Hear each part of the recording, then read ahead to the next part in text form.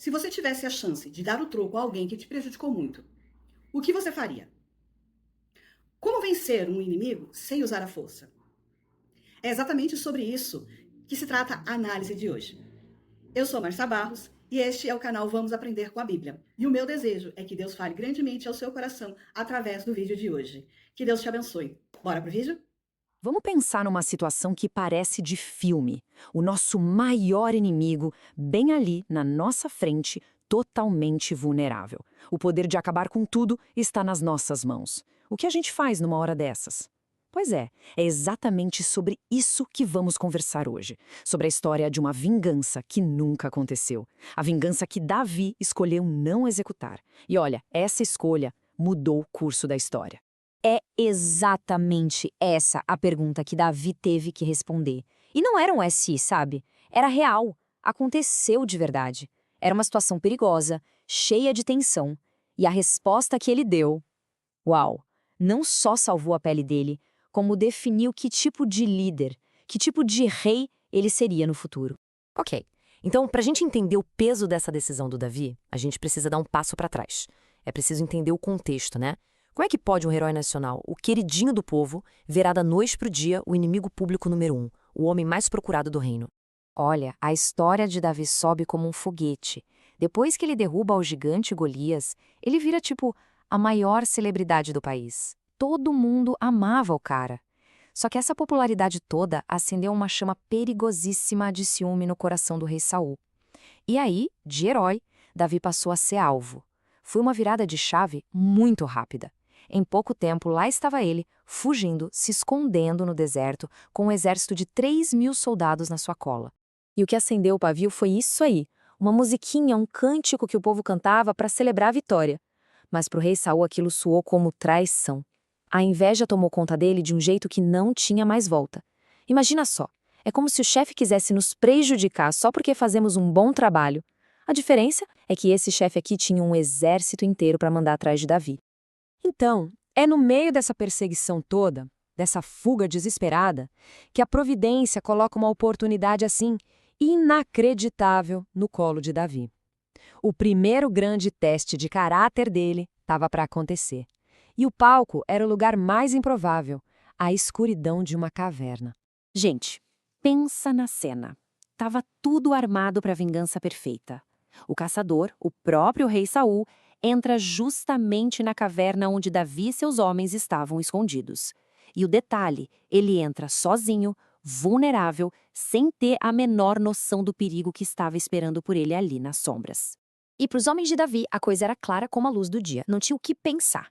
Para eles, não era coincidência. Era um sinal de Deus. Eles falaram, Davi, Deus entregou o seu inimigo na sua mão. Era a chance de ouro para acabar com a guerra, com a fuga, com todo aquele sofrimento. Era só um golpe, e pronto.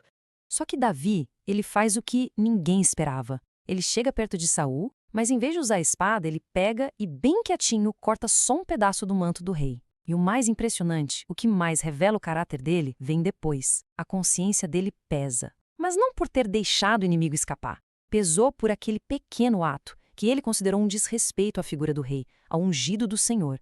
Depois disso, Davi confronta Saul de longe, sabe? Mostra o pedaço do manto e prova que podia tê-lo matado, mas não o fez. Saul parece que se arrepende, até chora, admite que Davi é mais justo que ele. Mas sabe como é, né? Palavras voam com o vento. Logo depois, a caçada recomeça. E aí, de forma incrível, a vida dá a Davi uma segunda chance. E essa era ainda mais clara, mais direta. Dessa vez, a situação é ainda mais cinematográfica. Davi e seu sobrinho, Abissai, entram de fininho no acampamento de Saul no meio da noite. E o que eles encontram? O rei e o exército inteiro dormindo. Um sono profundo. E a lança de Saul, a arma dele, estava ali, cravada no chão, do ladinho da cabeça dele. Não tinha desculpa, não tinha obstáculo. Era só pegar e pronto. E, de novo, a voz da razão prática aparece. Abissai, que era super leal a Davi, olha aquilo e vê a chance perfeita. Ele insiste, Davi, foi Deus que entregou ele nas suas mãos hoje. Deixa eu ir lá, eu cravo a lança nele uma vez só, não vai precisar de uma segunda. Mas a resposta de Davi é um não categórico, firme, e ela vem de um princípio que ele simplesmente não estava disposto a quebrar. Ele diz, quem pode estender a mão contra o ungido do Senhor e ficar inocente. Entende? Para Davi não importava se Saul era um rei cheio de falhas, a autoridade dele vinha de Deus. Tocar em Saul seria como desafiar o próprio Deus. Davi entendia que a justiça, a vingança, isso pertencia somente a Deus.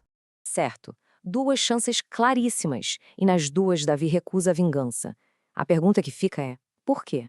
Vamos mergulhar nisso agora e entender os 3 pilares que sustentavam o caráter de Davi e que ficaram evidentes nesses momentos de pressão. Basicamente, a gente pode resumir em 3 pontos-chave. Primeiro, ele temia a Deus mais do que odiava a Saul. O respeito pela posição de Saul como ungido do Senhor era maior que o ódio que ele sentia pela pessoa de Saul. Segundo ponto, confiança total. Ele confiava que na hora certa Deus iria fazer justiça. E terceiro, e muito importante, integridade. Pensa bem, como ele poderia começar o próprio reinado com as mãos sujas de sangue, assassinando o rei anterior? Davi estava pensando lá na frente, no legado dele, e não em um alívio momentâneo. E é incrível como essa história, que aconteceu há tanto tempo, traz lições super práticas e profundas para a gente lidar com as injustiças da nossa vida hoje. Olha que interessante! Séculos depois, o apóstolo Paulo vai escrever exatamente isso lá em Romanos. Minha é a vingança. Eu retribuirei, diz o Senhor. Exatamente o princípio que Davi viveu na prática. É como se Davi estivesse vivendo uma verdade do Novo Testamento muito antes dela ser escrita. Isso é poderoso demais.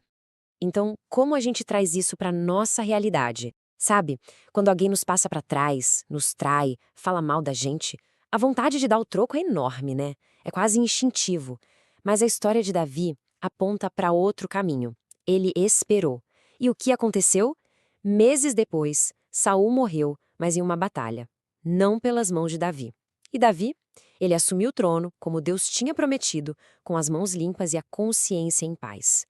E a reflexão final que fica é essa. Quando a gente entrega a justiça nas mãos de Deus, isso não é sinal de fraqueza. Pelo contrário, é um ato de força imensa. É a força de confiar que o jeito de Deus fazer justiça é infinitamente melhor, mais perfeito e mais eficaz do que qualquer vingancinha que a gente possa planejar. A verdadeira vitória não é destruir quem nos fez mal. A verdadeira vitória é se recusar a ser igual a eles. Olha, se essa história tocou o coração de quem está ouvindo, se inspirou de alguma forma, faça ela chegar a mais pessoas. Compartilhe com alguém que talvez precise ouvir isso hoje. E queremos muito saber a opinião de todos. Comentem aqui embaixo, a vingança é do Senhor, para a gente saber que chegaram até o final e o que essa mensagem significou. Se inscrevam também no canal para não perder os próximos estudos. A ideia é que a gente continue crescendo junto, sabe? Em obediência ao ID de Jesus. Um grande abraço e até a próxima. E aí, o que você achou dessa atitude de Davi? É impressionante que ele tinha a faca e o queijo na mão. Ou melhor, a espada e a lança na mão. Mas ele decidiu confiar em Deus, descansar no Deus que o justificaria. E a grande lição que eu tiro dessa história, e eu gostaria de deixar registrado aqui, é que quem tem caráter não precisa de atalho. Não é necessário querer dar o troco, aquela fofoca que foi feita contra você ou contra mim. Não é necessário querer dar o troco sobre aquela injustiça feita no trabalho, ou, sei lá, em qualquer ambiente que tenha feito algo contra a sua vida. Mas o necessário é confiar, deixar nas mãos de Deus, que conhece todas as coisas e é o justo juiz e sabe como agir. Isso é o melhor a fazermos como servos do Senhor. Se a história de hoje, ela ajudou você a ver as coisas de modo diferente, não esquece de deixar um like, porque isso ajuda muito o canal a crescer e também para que essa mensagem chegue a mais pessoas possível, certo? Para isso eu conto com você. E me conta também aqui nos comentários se você já precisou respirar fundo para não se vingar de alguém. Eu gostaria muito de ler a sua história, tá bom? Beijo e até a próxima análise aqui do canal. Tchau, tchau!